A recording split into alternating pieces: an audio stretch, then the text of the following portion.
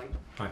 Frank, have you any fresh injuries? And on Koulibaly, is he okay for both Brighton and Real Madrid? No, he won't be available for either game. It's a hamstring injury. It'll be a matter of weeks rather than days.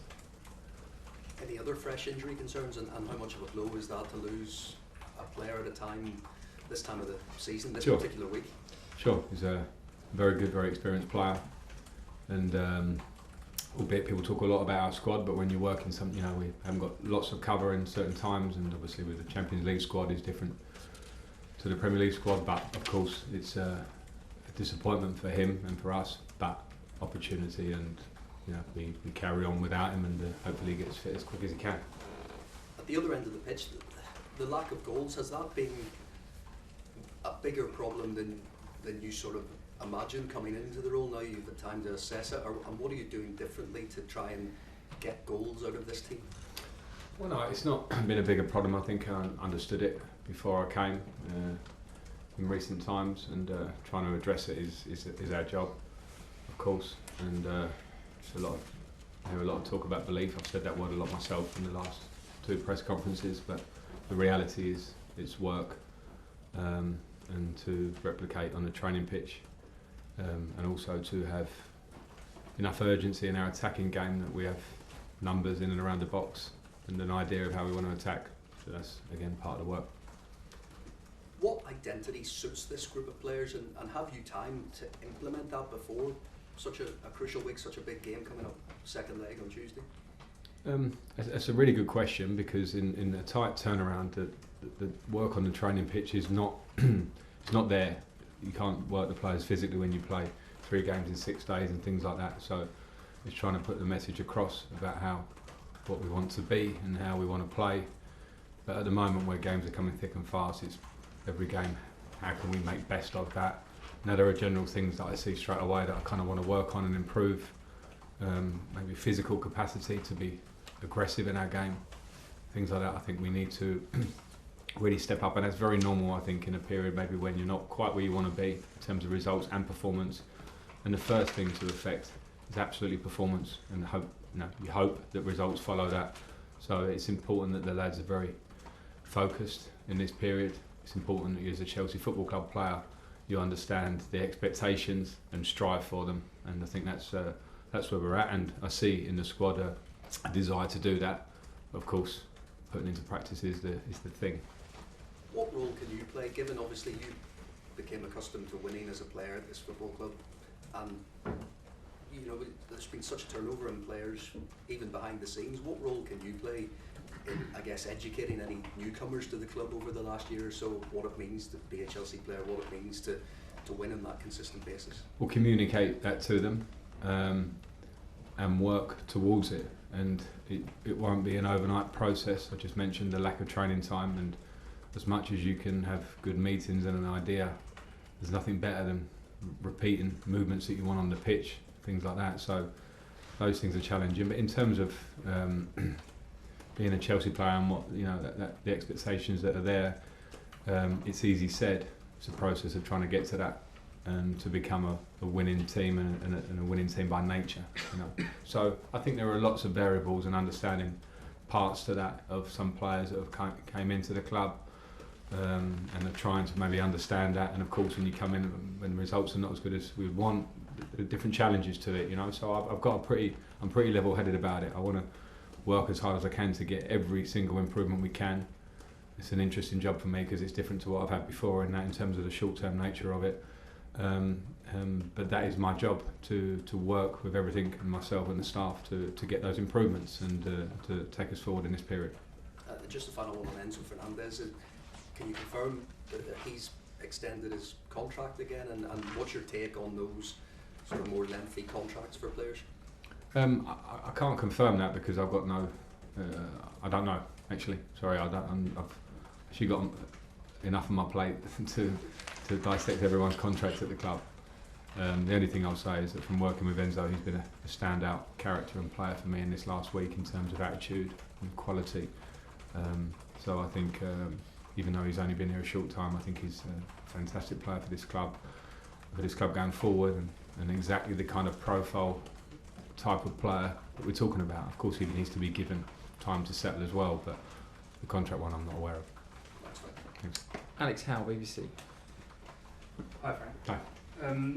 Have you been through a period like this in your career when the team's not scoring, and what helped you and helped that team get back to firing and scoring regularly? Yeah, I would have been through relative patches of that. Personal moments of not scoring in a run of games, being known as a goal scoring midfielder, and maybe the team having a difficulty in an area, whether without conceding set pieces, all these things. I've been here long enough to have all the extremes, and the positive and negative possibly at this club. So I understand that situation, and I'll come back to it. The only way to solve it is through hard work and focus. It sounds boring, it sounds the same, but I think if you one of my fortunate things is that I was fortunate enough to have a career at this club, mainly surrounded by a lot of good things and things that pushed me on.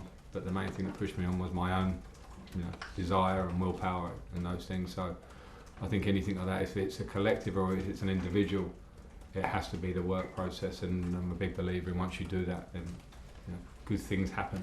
It sounds really simple, but some things are simple. Brighton have been praised for their stability, their recruitment, and their project. And Chelsea has been scrutinised because of the changes and the amount of signings that have come in. And does it show that Chelsea needs to get the next appointment right if it's not you, and the importance of stability? Yeah, I mean, I think Brighton is a fantastic model.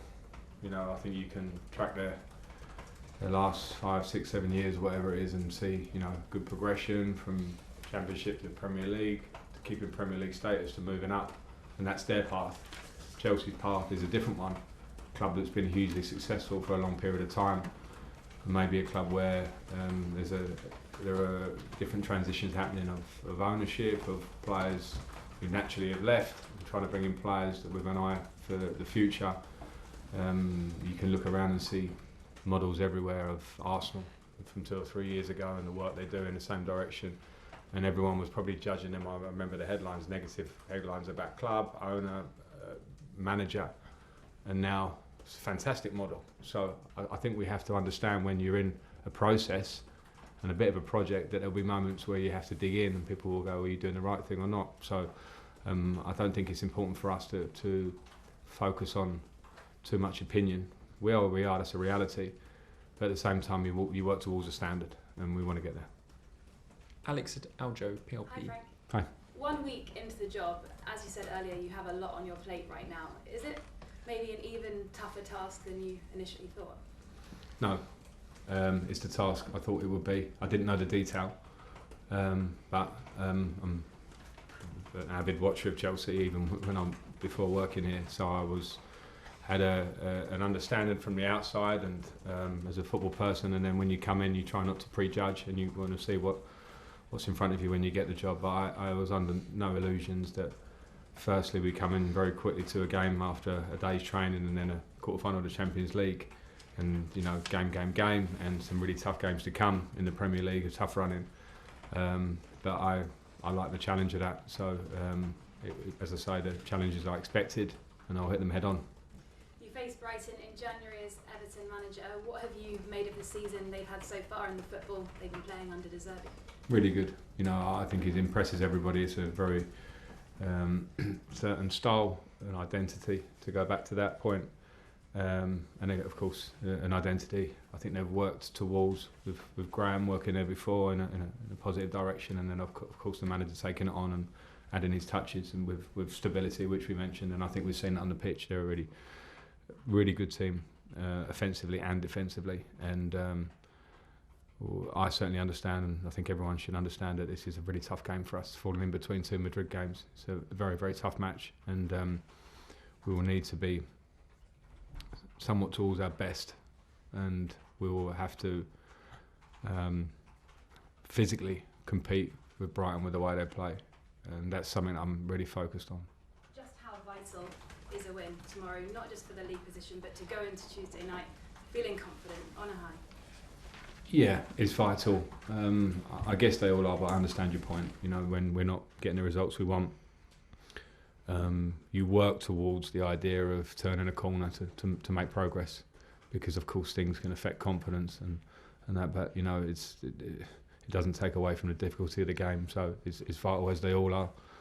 We'll try our best to get the right result because we know what that might help bring, which again is an uplifting confidence and feeling when Real Madrid comes so quickly afterwards. Good luck. Thank you. Bradley, talk sport. Hi Frank. Hi. Hope you're well. First things first, what's going to be going through your head and what's the emotion going to be being back at Stamford Bridge and being on the touchline this weekend? Well, I'm delighted to be back, and that never falls short of me the honour of being manager, head coach in whatever capacity. I've done it before for a season and a half. I love pretty much every minute, and I'm happy to be back. But my overriding feeling is, I've performed at Stamford Bridge in one way or the other for a long time over the years. So my overriding feeling absolutely is a focus on the job and trying to get wins. So I'd appreciate being back, but I'll have my serious face on. And we obviously goal scoring issues have been well documented, and we saw Pierre-Emerick Aubameyang come on against Wolves last weekend. What sort of role is he going to have to play towards the end of this season, and can he be the number 9 that perhaps Chelsea need him to be towards the end of this season? Well, we'll see. We'll see on that one. I don't want to go position specific. What I do want to say is that the players have to feel that when they train and when they turn up for training and how they prepare and the competitive nature of that within the squad to get a place in the team, it needs to be high in every position. So, Oba's a bit like everybody in the squad now, whether you've been starting before or not starting so much. Everyone now, you have to compete in training and show that you're worthy of the place. And of course, his history says he has a fantastic goal scoring record. So we'll see. And last one from me, a lot has been said about the ownership's ambitions for this club. I mean, during your initial conversations with Top Goalie and the ownership here, what have you made of what they've said and how they see the vision for this club going forward? Well, I've been impressed because I think it's... I'm not sure if ambitious is the right word, but they are ambitious, of course. But I think that it's to be obviously honed in the right direction, and they have a clear vision, and people working within the club have a clear vision of where we want to get to. And I'm very impressed with the really strong intentions and involvement. I think collaboration and talking and working forward to try and get to somewhere is really important in the modern day. I think things have to be and should be aligned from top to bottom, and that comes with communication, and there's certainly a lot of that. So I've been very impressed with that, and I think there has to also be an understanding that this is a long-term project, an idea, and that's when you put it in a big scheme of things, I think that has to be understood. And as I said before, there may be difficult steps in that process. And that's the important thing then, is that us and people at the club work really hard to keep going in the right direction. And of course, I get that feeling from the top of the club. That's great. Best luck this weekend. Thank you. Thanks. Okay, last two in the broadcast section today. Rahman, BBC World, and then Scott to finish. Frank, can I just ask you about N'Golo Kante? How much of a difference does it make to have him tactically and then just as a member of the team? And do you think he should be given a new contract because his contract runs out in the summer? I'll stay away from that part. That's for the club and N'Golo to talk about. But having worked with N'Golo before, he's an incredible player, one of the best I've been fortunate enough to work with. And I know the positives of having him and the negatives of not, because in my first season here, we missed him for some big periods, and when we had him, you feel the impact of him. As an individual player, his impact is very clear.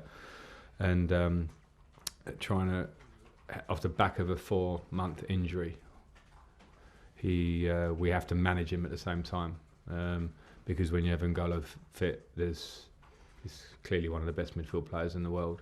And I think you see in these performances in Madrid and Liverpool last week, having just come back from injury, that he's not slowing down in that term. When he plays, he always offers massive output and massive quality. So I'm very pleased to be working with him again. Okay, last question, Scott.